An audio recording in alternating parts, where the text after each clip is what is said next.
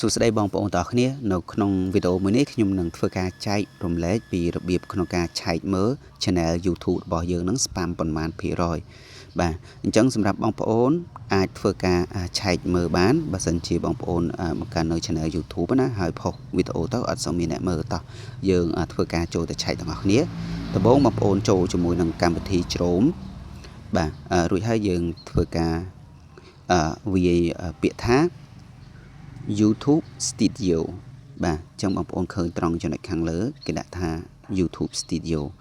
បាទអញ្ចឹងបងប្អូនចូលតាមនឹងក៏បានហើយសម្រាប់ខ្ញុំចូលតាមកន្លែង Channel CD Sport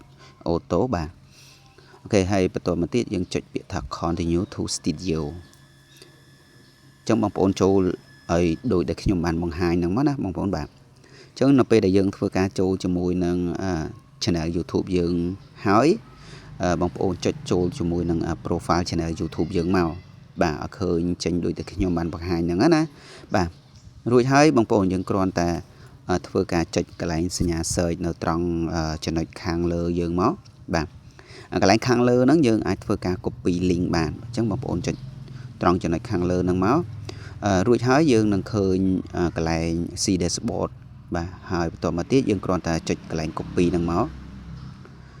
បាទអញ្ចឹងបន្តមកទៀតយើងធ្វើការចេញមកសិនបាទហើយបងប្អូនចុចកន្លែងខាងលើហ្នឹងមានសញ្ញាបូកអញ្ចឹងយើងចុចកន្លែងសញ្ញាបូកហ្នឹងមកបន្តមកទៀតបាទកន្លែង search យើងហ្នឹងយើងគ្រាន់តែធ្វើការវាយពាក្យថា spam channel indicator បាទអញ្ចឹងបងប្អូនវាយឲ្យដូចដែលខ្ញុំបានបង្ហាញហ្នឹងមកណាបាទបន្តមកយើងធ្វើការចុច search វាមកអូខេមកដល់ត្រង់កន្លែងនេះបាទខ្ញុំស៊ូមឲ្យបងប្អូនមើលឲ្យកាន់តែច្បាស់បាទត្រង់ចំណុចហ្នឹង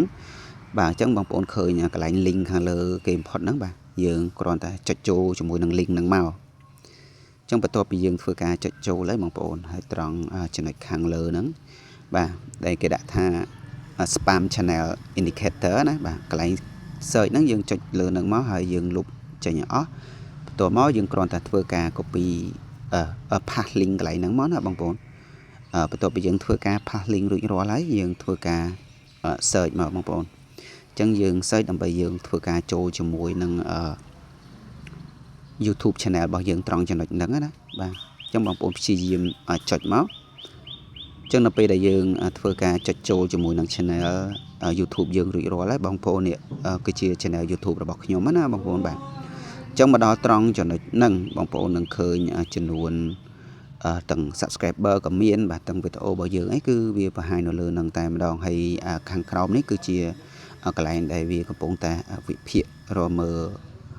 វីដេអូបាទរបស់យើងហ្នឹង spam ប៉ុន្មានភាគរយណាបងប្អូនឃើញកន្លែងសញ្ញាគ្រីហ្នឹងគឺវាវិភាគរួចរាល់ហើយអញ្ចឹងយើងចូលទៅឆែកមើលកន្លែងភាគរយដែល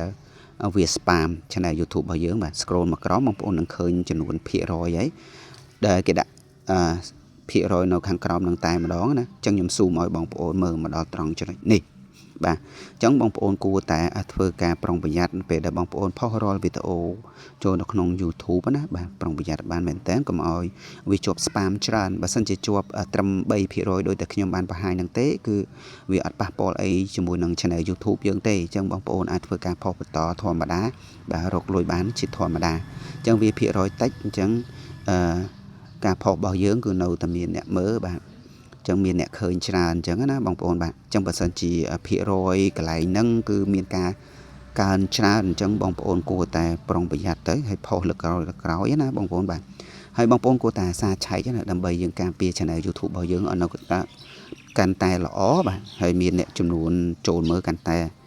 ច្រើនបាទហើយវីដេអូក្នុងការចែករំលែកបងប្អូនពីរបៀបក្នុងការឆែកមើល channel YouTube របស់យើងនឹង spam ប៉ុន្មានភាគរយក៏មានត្រឹមតែប៉ុណ្្នឹងទេហើយបើសិនជាវីដេអូមួយនេះមានអត្ថប្រយោជន៍សម្រាប់បងប្អូនទាំងអស់គ្នាអាចធ្វើការចែករំលែកបានបាទអរគុណជួបគ្នាវីដេអូក្រោយ